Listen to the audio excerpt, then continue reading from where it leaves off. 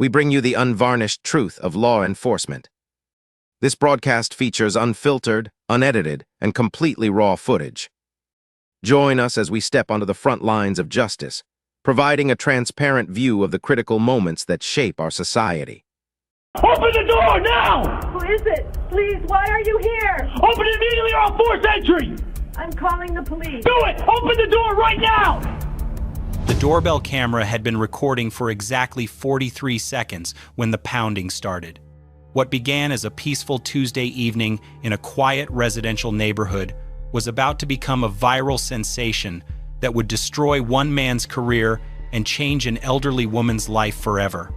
The footage that emerged from this seemingly ordinary apartment complex would rack up over 15 million views in just 4 days, spark nationwide outrage, and prove that sometimes the most powerful weapon against abuse of power is a simple security camera that costs less than $50.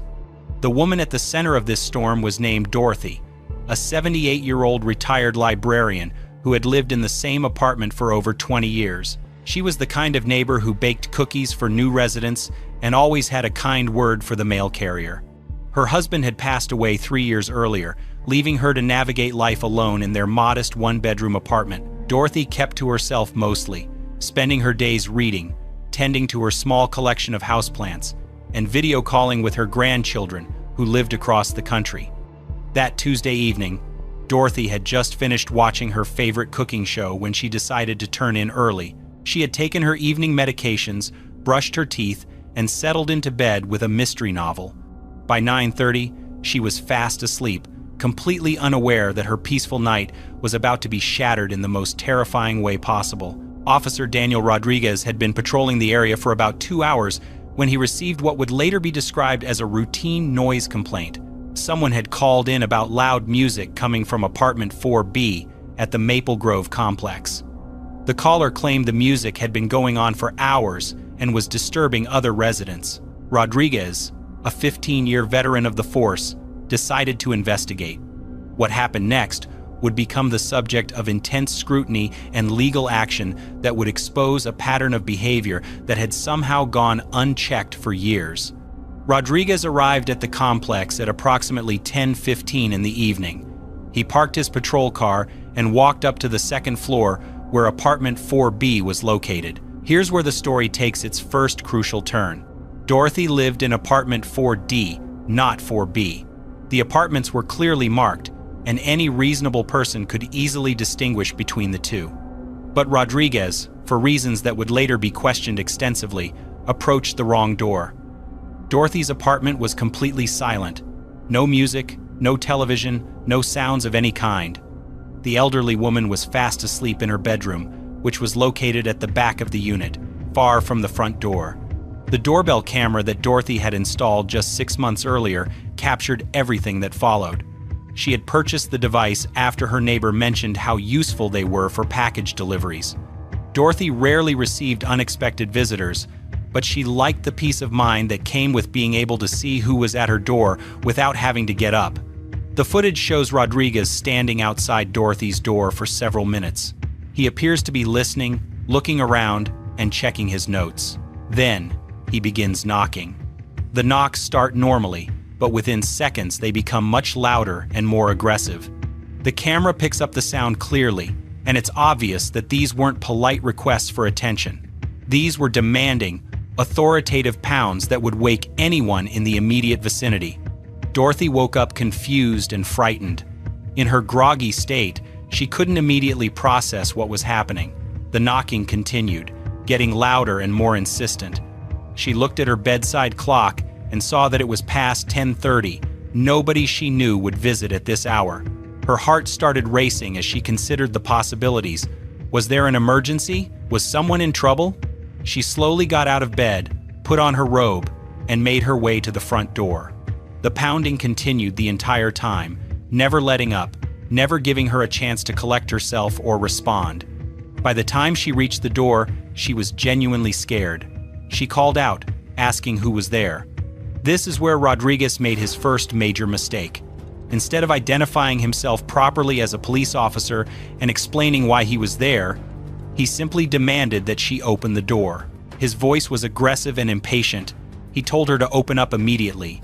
Dorothy, a woman who had lived through enough decades to recognize when something wasn't right, asked again who was at the door and what they wanted. Rodriguez became more agitated.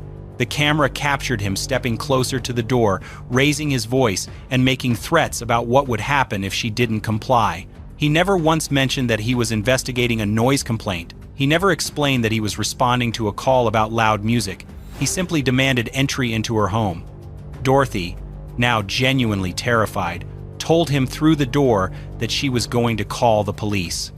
This statement would later become crucial evidence in the legal proceedings that followed.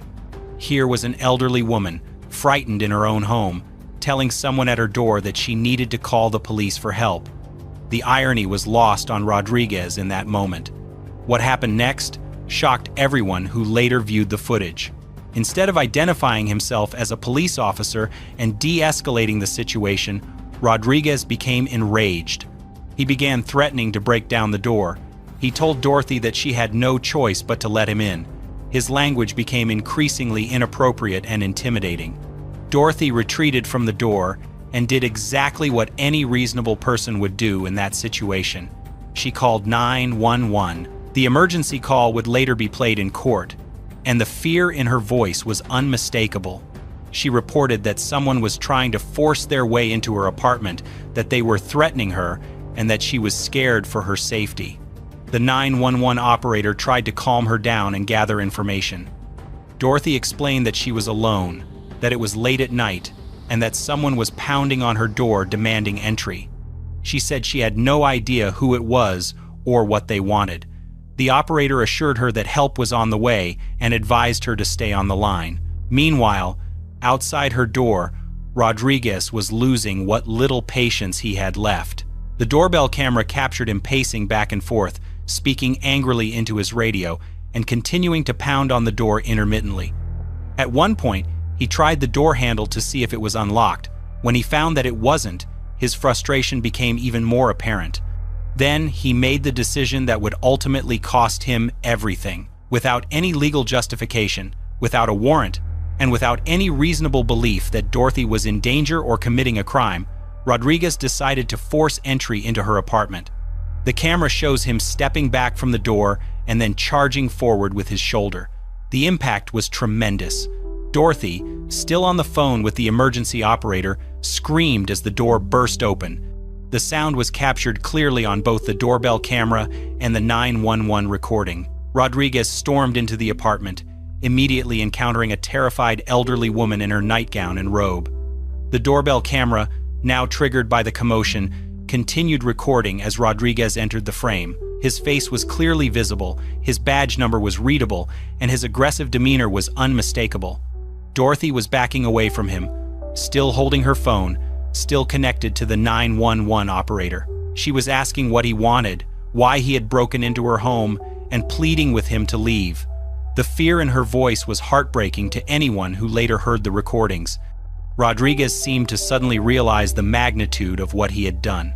The apartment was clearly not the source of any noise complaint. There was no loud music, no party, no disturbance of any kind. It was the quiet home of an elderly woman who had been sleeping peacefully until he had terrorized her. But instead of immediately apologizing and explaining his mistake, Rodriguez doubled down. He demanded to know if anyone else was in the apartment. He asked Dorothy why she hadn't opened the door when he first knocked. He treated her like a suspect rather than a victim of his own incompetence. The 911 operator, still listening to everything happening, dispatched additional units to the scene. Dorothy kept trying to explain to Rodriguez that she had been asleep, that she didn't know why he was there, and that she wanted him to leave. She showed remarkable composure for someone who had just experienced such a terrifying ordeal. Within minutes, other officers began arriving at the scene. The first to arrive was Officer Sarah Kim, a supervisor who immediately recognized that something was seriously wrong. She found Rodriguez standing in Dorothy's living room while the elderly woman sat in a chair, visibly shaken and still in her nightclothes. Kim asked Rodriguez what was happening and why he was inside the apartment without invitation or warrant. Rodriguez tried to explain about the noise complaint, But Kim quickly realized that he was in the wrong apartment entirely. She looked around at the quiet, orderly home and then at the terrified woman whose door had just been broken down. Kim immediately began damage control. She apologized to Dorothy, explained that there had been a terrible mistake, and assured her that the situation was being taken seriously. She radioed for a supervisor and requested that someone contact the apartment complex management about repairing Dorothy's door, which was now hanging off its hinges. Have you ever witnessed or experienced something like this? Type yes in the comments if you have. Dorothy's doorbell camera had captured everything. The extended period of aggressive knocking, the threats, the forced entry, and Rodriguez's behavior afterward.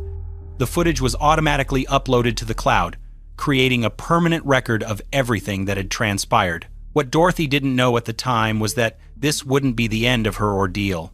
What she also didn't know was that Officer Rodriguez had a history of complaints that had somehow been overlooked or dismissed by his department. And what absolutely nobody could have predicted was how the release of that doorbell camera footage would expose a pattern of misconduct that went far beyond one officer's bad judgment on one terrible night. The real apartment where the noise complaint had originated was never identified that evening. No loud music was ever found. No disturbance was ever located. The entire incident had been based on either a mistaken address or a false report, and it had resulted in the traumatization of an innocent elderly woman who had done nothing wrong except try to sleep peacefully in her own home. The next morning, Dorothy woke up in her daughter's guest bedroom, unable to return to her own apartment because the door was still broken. Her daughter Lisa had driven 4 hours through the night after receiving a frantic phone call about what had happened. Dorothy had barely slept, replaying the terrifying moments when her door exploded inward and a strange man invaded her sanctuary. Lisa was furious. She had served in the military for 12 years and understood the proper protocols for law enforcement interactions.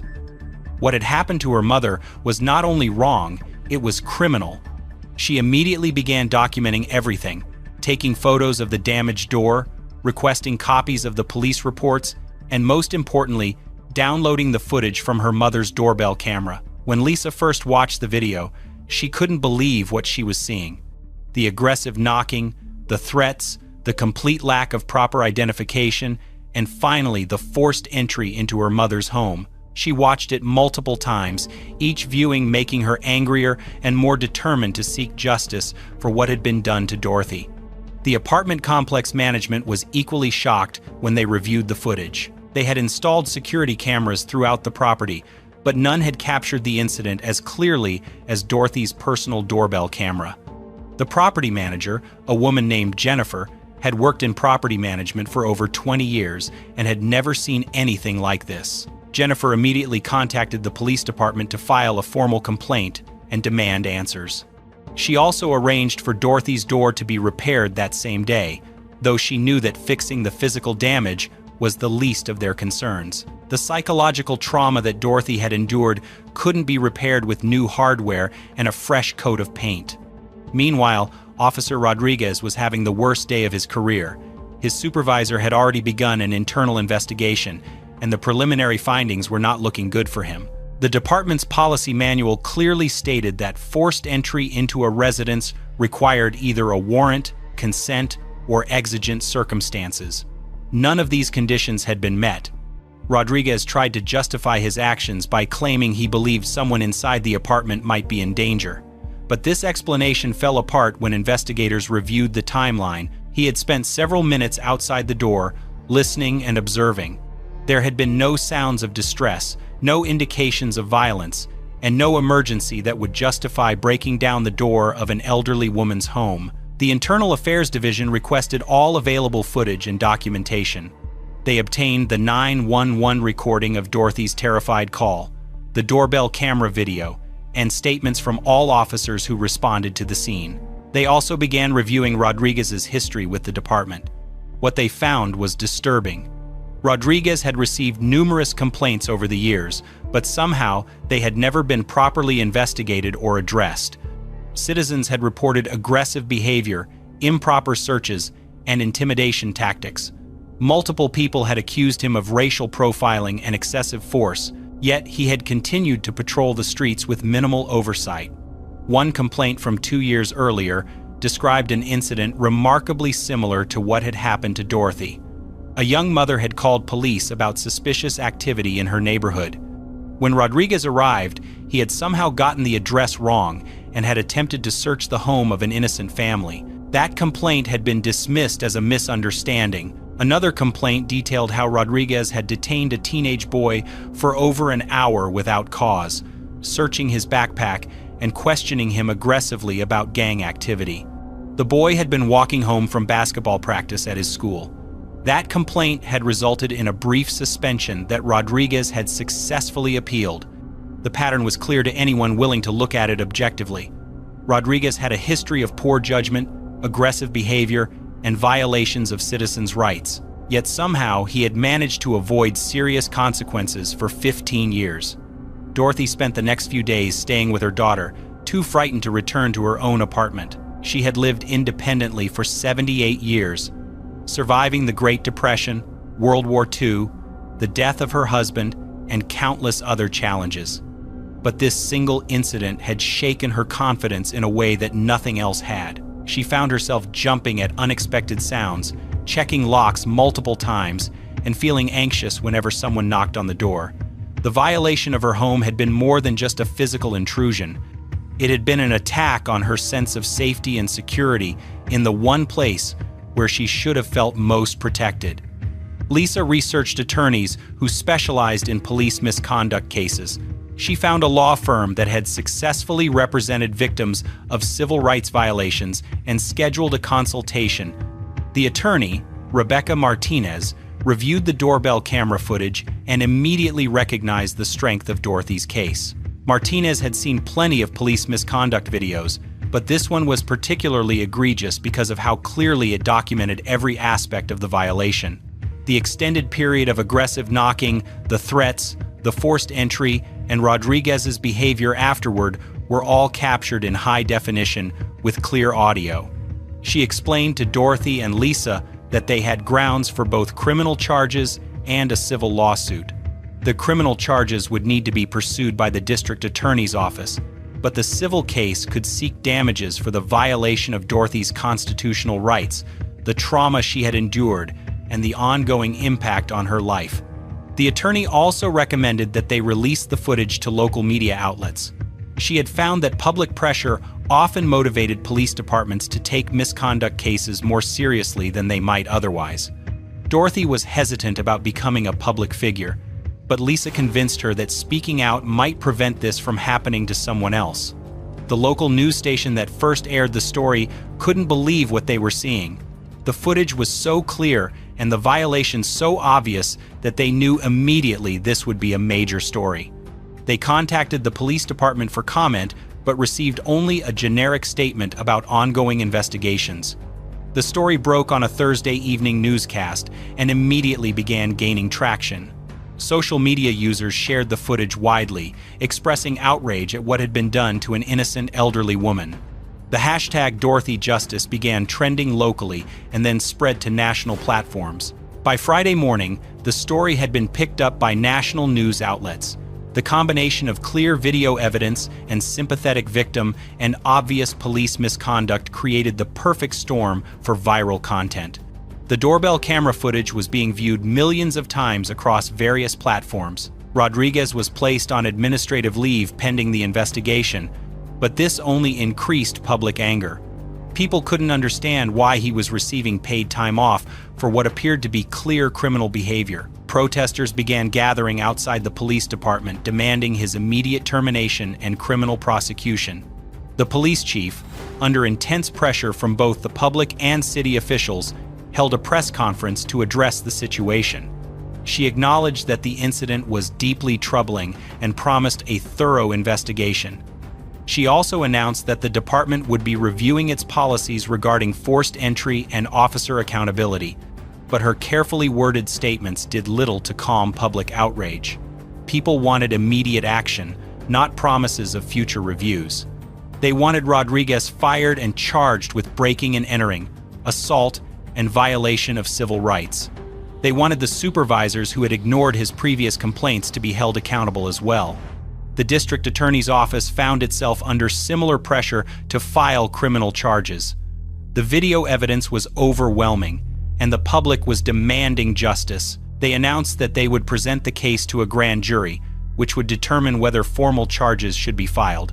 Dorothy watched the news coverage from her daughter's house, amazed at how much attention her story was receiving. She had never sought to become a public figure, but she was gratified to see that people were taking her ordeal seriously.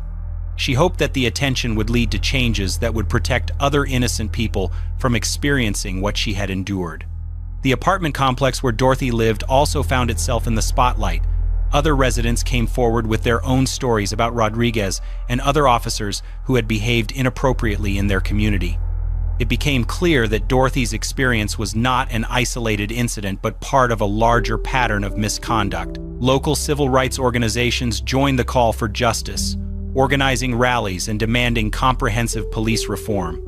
They pointed to Dorothy's case as an example of why oversight and accountability were so desperately needed in law enforcement. As the story continued to gain national attention, legal experts began weighing in on the significance of the case. Many noted that doorbell cameras and other consumer recording devices were becoming powerful tools for documenting police misconduct. They predicted that Dorothy's case would likely result in significant legal and financial consequences for both Rodriguez and his department. The pressure was building from all directions, and it was becoming clear that this would not be another case of police misconduct that was quietly swept under the rug.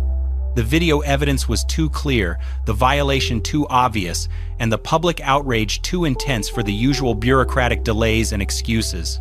Rodriguez's career was hanging by a thread, and he knew it. His attorney advised him to remain silent and avoid making any public statements that might further damage his case. But privately, Rodriguez was beginning to realize that his 15-year career in law enforcement was likely over, regardless of whether criminal charges were ultimately filed. The investigation was moving forward rapidly, driven by the undeniable evidence captured by a $50 doorbell camera that had been installed to help an elderly woman see who was delivering her packages. The grand jury proceedings began 3 weeks after the footage went viral, and the evidence presented was overwhelming. Prosecutors played the doorbell camera video multiple times, each viewing making Rodriguez's actions appear more indefensible. The audio quality was crystal clear, capturing every threat he had made and every terrified response from Dorothy. The grand jury also heard testimony from Dorothy herself, who described the lasting impact of that night on her daily life. She spoke about how she could no longer sleep peacefully, how every unexpected sound made her heart race, and how she had been forced to leave the apartment she had called home for 2 decades. Her voice trembled as she described the moment her door exploded inward and a stranger invaded her sanctuary. They heard from Officer Kim, who testified about finding Rodriguez standing in Dorothy's living room without any legal justification for being there. Kim's testimony was particularly damaging because she was a fellow officer who couldn't defend Rodriguez's actions. She described his inability to explain why he had forced entry and his apparent confusion when confronted with the reality that he was in the wrong apartment.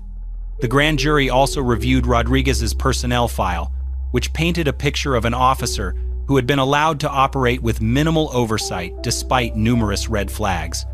The pattern of complaints, the lack of proper investigations, and the absence of meaningful discipline created a timeline of institutional failure that extended far beyond one bad night. On a rainy Thursday morning, the grand jury returned their decision. They voted to indict Rodriguez on multiple felony charges, including breaking and entering, assault, violation of civil rights under color of authority, and official misconduct. Each charge carried the potential for significant prison time and would effectively end any possibility of him working in law enforcement again. The announcement of the indictment was met with celebration from Dorothy's supporters and civil rights advocates who had been following the case. But it was only the beginning of Rodriguez's legal troubles. The criminal charges were just one part of a much larger reckoning that was about to unfold. Dorothy's civil lawsuit was moving forward simultaneously with the criminal case. Her attorney had assembled a team of experts who documented every aspect of the violation and its ongoing impact on Dorothy's life. Medical professionals testified about the psychological trauma she had endured. Security experts explained how Rodriguez's actions violated every standard protocol for law enforcement interactions with civilians. The city's insurance company quickly recognized that this was not a case they could win at trial. The video evidence was too clear, the violation too obvious, and the victim too sympathetic. They began pushing for a settlement that would avoid the additional bad publicity of a lengthy trial. Rodriguez's own department was conducting its internal investigation, though the outcome was becoming increasingly predictable. His superiors were scrambling to distance themselves from him while also trying to avoid liability for their years of inadequate oversight. Internal emails obtained through discovery revealed that multiple supervisors had been aware of Rodriguez's problematic behavior, but had failed to take meaningful action. One email chain was particularly damning. It showed a conversation between two lieutenants from the previous year discussing Rodriguez's aggressive tendencies and his pattern of complaints from minority residents. Despite acknowledging these concerns, they had decided to simply transfer him to a different patrol area rather than address the underlying issues. The media attention continued to intensify as more details emerged about Rodriguez's history and the department's failure to properly supervise him. Investigative journalists uncovered additional incidents that had never been properly documented or investigated. They found witnesses who had been too intimidated to file formal complaints, and victims who had been discouraged from pursuing their cases. One particularly troubling discovery involved a traffic stop from the previous summer where Rodriguez had allegedly used excessive force against a college student. The incident had been witnessed by several people, but their complaints had been dismissed without investigation. The student had been too frightened and overwhelmed to pursue the matter further. Another case involved an elderly man who claimed Rodriguez had entered his home without permission while responding to a medical emergency call. The man's family had tried to file a complaint, but they were told that Rodriguez's actions were justified by the emergency nature of the call. The doorbell camera footage from Dorothy's case now casts serious doubt on that explanation. The police union initially tried to defend Rodriguez, issuing statements about the difficult and dangerous nature of police work.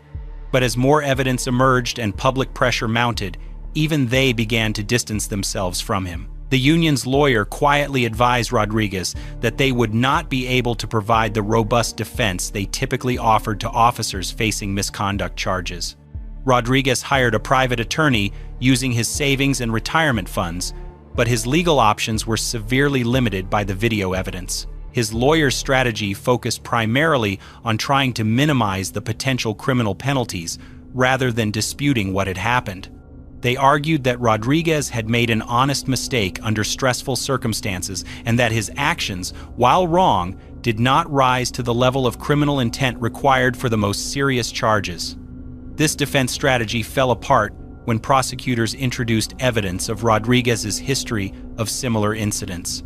The pattern showed that this was not an isolated mistake, but part of a long-standing disregard for citizens' rights and proper police procedures.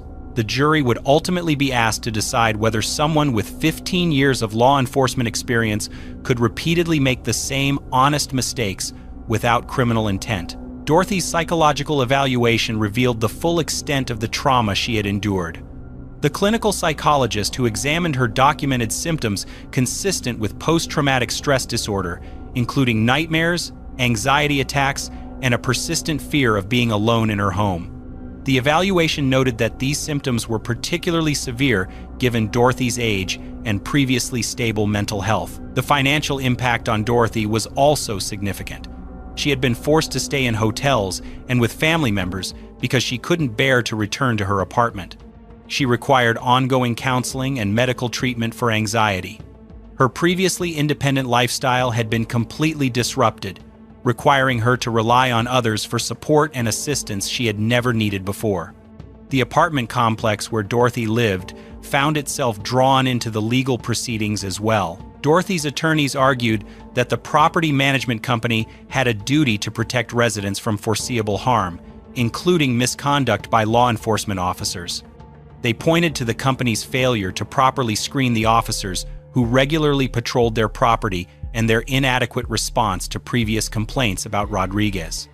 The complex's insurance company hired its own legal team to defend against these claims, but they too recognized the strength of Dorothy's case. The video evidence made it impossible to argue that Rodriguez's actions were reasonable or that the harm to Dorothy was unforeseeable. They began negotiating their own settlement to limit their exposure. Meanwhile, the criminal trial was scheduled to begin 6 months after the indictment. Rodriguez's attorney filed numerous motions trying to exclude evidence or dismiss charges, but the judge rejected most of them. The video evidence was ruled admissible, as were the details of Rodriguez's history of complaints and misconduct. The prosecution's case was straightforward and devastating. They would show the jury the doorbell camera footage, play the 911 recording of Dorothy's terrified call for help, and present testimony from the officers who responded to clean up Rodriguez's mess. They would demonstrate that his actions violated clearly established constitutional rights and that he had no legal justification for forcing entry into Dorothy's home. Rodriguez's defense team struggled to find witnesses willing to testify on his behalf. Many of his fellow officers were unwilling to risk their own careers by defending obviously indefensible conduct. His supervisors were more concerned with protecting themselves than supporting him. Even character witnesses from his personal life were reluctant to associate themselves with such a high-profile case of police misconduct. The civil settlement negotiations were progressing more quickly than the criminal case. Dorothy's attorneys had calculated damages exceeding $1 million based on her medical expenses, ongoing treatment needs, loss of enjoyment of life, and the violation of her constitutional rights. The city's insurance company was facing the prospect of a trial where they would have to defend the indefensible in front of a jury that would certainly sympathize with an elderly woman whose home had been invaded. 3 months before the scheduled criminal trial, the city made a settlement offer that shocked everyone involved in the case. They proposed paying Dorothy $865,000 to resolve all civil claims against Rodriguez and the police department. The offer included no admission of wrongdoing, but it represented one of the largest settlements in the city's history for a police misconduct case. Dorothy's attorneys advised her that the offer was exceptionally generous and reflected the city's recognition that they had no viable defense to her claims. The doorbell camera footage had created an airtight case that would almost certainly result in a larger verdict if the case went to trial. They recommended accepting the settlement to avoid the stress and uncertainty of a lengthy legal battle. Dorothy herself was conflicted about the settlement. Part of her wanted her day in court, wanted to tell her story publicly and ensure that everyone understood what Rodriguez had done to her. But she was also exhausted by the legal process and eager to move forward with her life. The settlement would provide financial security and allow her to focus on healing rather than litigation. After consulting with her family and considering her options carefully, Dorothy decided to accept the settlement. She issued a public statement explaining her decision and expressing hope that the case would lead to meaningful reforms in police training and accountability. She emphasized that her fight had never been about money, but about ensuring that what happened to her wouldn't happen to others. The settlement announcement sent shockwaves through the law enforcement community. $865,000 for a single incident of misconduct was unprecedented in their jurisdiction. Police chiefs across the region began reviewing their own department's policies and procedures, recognizing that the days of covering up officer misconduct were rapidly coming to an end. The settlement also marked a turning point for Rodriguez himself. With his career in ruins and facing serious criminal charges, he found himself in an impossible position. His legal fees were mounting, his reputation was destroyed, and his prospects for any kind of meaningful employment were virtually non-existent. The doorbell camera footage had made him one of the most recognizable faces of police misconduct in the country. His wife filed for divorce 3 weeks after the settlement was announced. She had stood by him initially, believing his version of events and hoping that somehow the truth would vindicate him. But as more evidence emerged and additional victims came forward with their own stories, she could no longer ignore the reality of who her husband had become. The stress of the situation, combined with the financial burden and social isolation, had made their marriage unsustainable. Rodriguez's children faced harassment at school as their classmates discovered their connection to the viral video. Teachers tried to protect them, but the internet had made anonymity impossible. The family was forced to relocate to another state where Rodriguez's notoriety was less pronounced, though even there, a simple Google search would reveal everything. So there you have it. A $50 doorbell camera brought down a 15-year police veteran and resulted in one of the largest misconduct settlements in city history. Dorothy's courage to fight back didn't just get her justice, it exposed a broken system and protected countless future victims. Sometimes the smallest devices capture the biggest truths. If you think this situation was bad, wait until you see what happens in the case on the right-hand side. We bring you the unvarnished truth of law enforcement. This broadcast features unfiltered, unedited, and completely raw footage. Join us as we step onto the front lines of justice, providing a transparent view of the critical moments that shape our society.